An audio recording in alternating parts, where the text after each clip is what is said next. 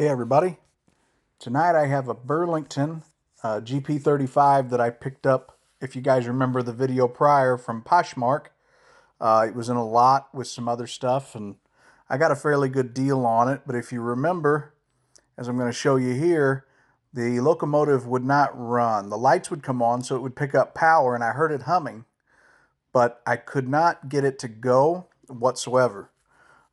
So I figured I would tear into it this evening and see what we could do with it.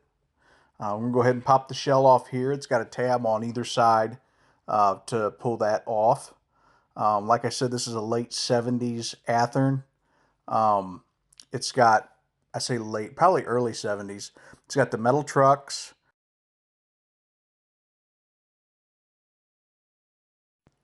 And really, the basics of what's inside didn't change a whole lot either.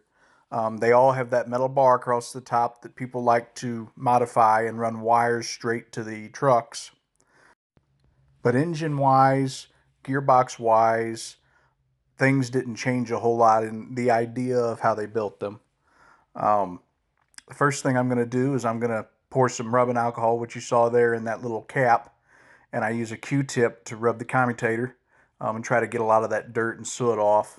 That'll help the locomotive run better for sure. And you can actually, if you want, you can see where the bearings are on either side of the motor. If you just put a drop of oil in those bearings where I pointed on the one side, and I'm going to point on the other side and show you this one too, right there. If you put a drop in there on both sides, and when I say a drop, I mean a drop, don't go crazy. There it kind of ran a little bit and I went ahead and dabbed it up with a paper towel. You don't want the oil to actually get into the motor. You'll have a heck of a time trying to get it going again. You can also pull the motor out and clean the contact between the motor and the frame. This is something that I have done on this one already, and I'm not going to take it apart again because it is kind of a pain in the neck. If you see here, I've got the grease. It's a dielectric grease, so I don't have to worry about connectivity problems between the track and the wheels. But I do everything I can to make sure I get it in the gearbox and don't get any excess anywhere else.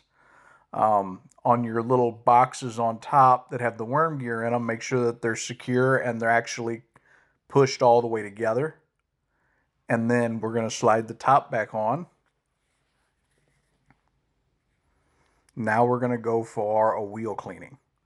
And what I do here is I take what's left of my alcohol that I had poured in that cap, and I'll put it on the paper towel and lay the paper towel on the track, and then just, don't pour it on the wood like I did.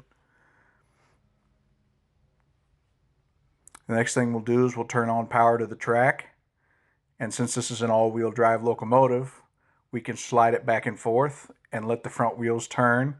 And if you can see how dark the paper towel is getting from the wheels spinning on the paper towel, you can see how much filth is coming off the wheels.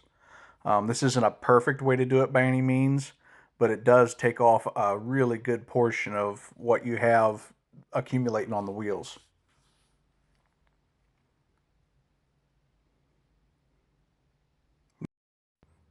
Now we're going to hook it to a small line of coal cars, and as you can see here, it pulls really, really well. I'm pretty impressed with this for its age, that it runs as well as it does, just after a little bit of maintenance and looking after it.